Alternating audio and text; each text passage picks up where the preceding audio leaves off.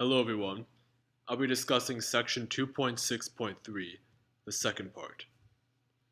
As a quick side note, Manny, who made a video before me, he discussed the NSA and what they were, how they were founded, and it was more a high-level overview.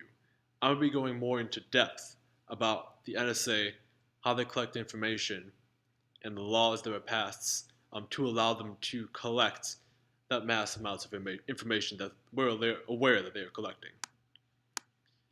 So I'll talk about how they actually go about collecting that data. So we know that the NSA collects information by intercepting communications. So that means when they were first founded, they were tapping phones and opening physical mail. But with the advent of the internet, that made things more difficult for them.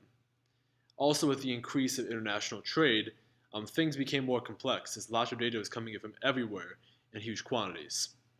So this means that the NSA had to completely change how they did things. They had to buy supercomputers so they can drastically increase the processing power and allow them to filter and index all data that they wanted to filter and index. And they do that with something called deep packet inspection. The first known case of this is in 2006 when an AT&T employee described, under oath, a secure room that the NSA had set up within an AT&T switching facility. From this room, the NSA had access to email, telephone, and web communications of AT&T users. And then they built a huge database of all of this and indexed all of it. The government argued that they did not personally listen to people's phone calls and things like that, and they did not ID this data to each person. And they also argued that it was completely necessary to catch terrorists. But opponents criticized that the collection of data was completely warrantless. It bypassed the Fourth Amendment. And several groups filed lawsuits against AT&T.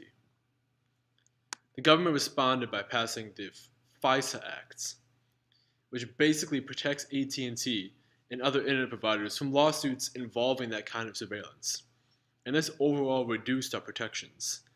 A lawsuit challenging this is still ongoing, but in the meantime, it is clear the NSA is tapping all providers and have built a massive database recording that's indexed all of our information. Another law that was passed to help the NSA collect information on us was the USA Patriot Act. There used to be a sharp boundary between foreign terrorist investigations and domestic criminal investigations in America on citizens. The Patriot Act blurred those lines. In terrorism cases, there's not really too many rules. They aren't US citizens. You can do whatever you want with them. But if you can find cases where you can treat US citizens as a terrorist, you can bypass those rules. You can bypass the Fourth Amendment. And this is what the government does to avoid many rules for prosecuting people within the US, and allows them to collect all this data without a warrant. This affects people accused of ordinary crimes. And then there's the ethics of this. Is it wrong? How can we evaluate the mass collection of communications within this age? Is it possible for the NSA to be effective without collecting mass amounts of data, or could they do it some other way? And how should we react when the government breaks the law? In this case, the Fourth Amendment. And is mass surveillance ethical? Just in general. It hasn't been effective in reducing terrorism. And even if it is effective in reducing terrorism, is it worth it? Is it worth dampening or destroying the Fourth Amendment?